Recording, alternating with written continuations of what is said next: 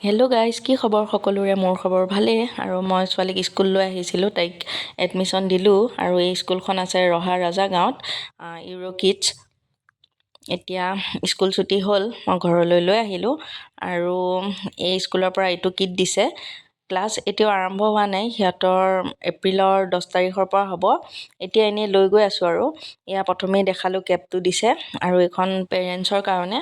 এইবাৰ তাই first school যাবহে, সেইকাৰণে মই এইখন স্কুল মোৰ মতেদি বেষ্ট পালোঁ।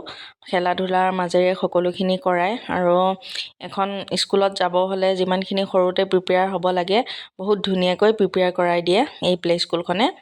সেইকাৰণে মোৰ বহুত বেছি ভাল লাগিলে। আৰু ঘৰত পঢ়াবলৈ কিতাপ দুখনে দিছে। এইখনত 1ৰ পৰা 10লৈকে আছে, আৰু আনখনত ABCDখন আছে।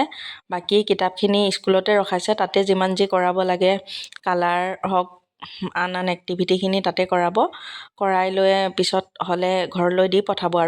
আৰু এইটো বেগ লগতে দিছে, টি চাৰ্ট 3টা, আৰু এইখন আই কাৰ্ড।